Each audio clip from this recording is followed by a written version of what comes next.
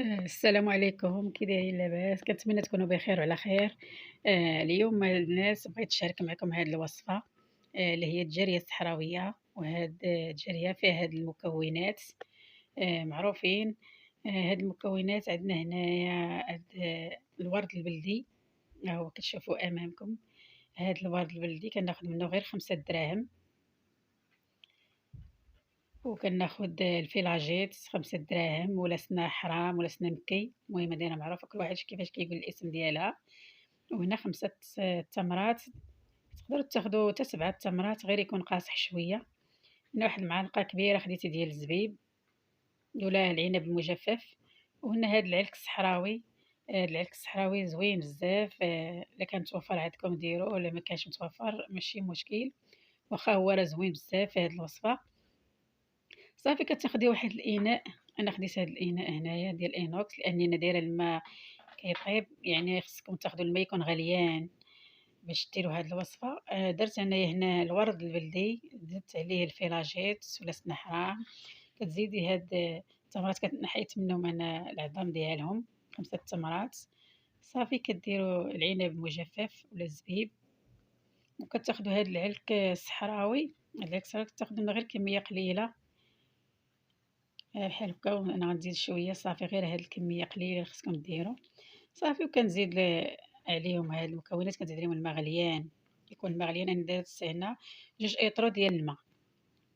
ملي تكبّي عليه هاد الماء غليان، صافي كتحركيه وكتغطيه وكتخليه ليلة كاملة. المهم هاد الوصفة البنات راه كتحيد السموم المتراكمة في القولون، وكتعطيك واحد النضارة في الوجه ديالك، وكتحيد هاديك الزروقة اللي تحت العينين. يعني هاد الوصفة راه كتصفي الوجه، يعني حيت القولون إلا كان فيه سموم تراكم وداك الشي الوجه كيكون عنده كيكون فيه شي لون، كيكون الوجه ديالك، يعني الوجه ديال اللون ديالو ما صافيش، كيكون عندك زروقية تحت العين. يعني هاد الوصفة راه كتحيد هادشي كامل.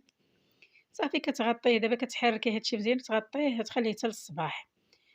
صافي أنا ملي كتفيقي مع الصباح بكري، كتشوفي أنا كنوض بكري يعني، كنشوف هاد الوصفة ديالي اللي خليتها الليلة كاملة، كنشوفها كتلقاي المكونات تلقوا مزيان. صافي كنصفيها، إلا قدرتي تشربيها باردة راه تشربيها، إلا ما قدرتيش كتصفيها وكتدفيها شوية. صافي كتاخدي كاس على الريق، أنا كناخد كاس على الريق، وكنزيد كاس خور.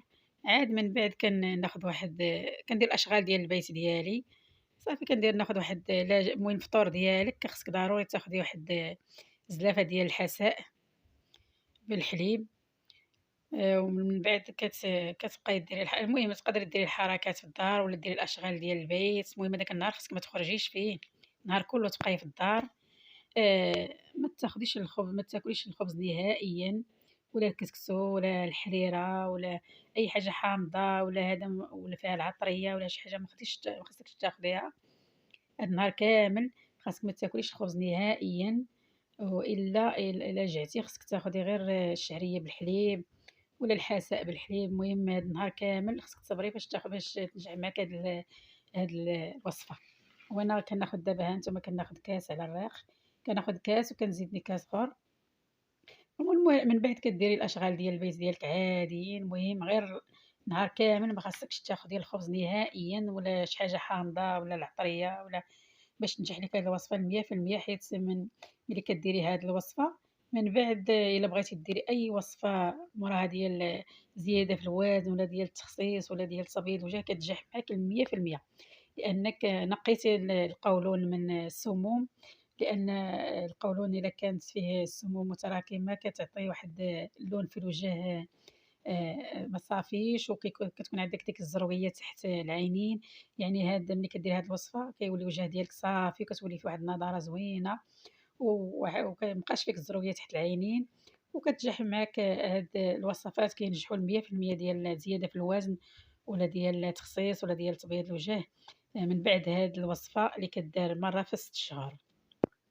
صافي ملي كتاخدي هاد الكويز ديالك على الريق وكتزيدي كاس خور، يعني الفطور ديالك كيكون غير واحد زليفة ديال الشعير، بحال هكا زليفة ديال بحال هاد الزلافة ديال الحساء ديال الشعير أنا صايبتها، كناخدها في الفطور. صافي كندير الأشغال ديال البيت ديالي عادي، غير النهار كلّه ما تخرجيش وما تاكليش الخبز ولا الكسكسو ولا شي حاجة فيها الحوامض ولا العطرية. خاصك تشربي هذاك الماء ديال الجرياء 2 يطرو كاملة في داك النهار، ومن بعد كولي عادي.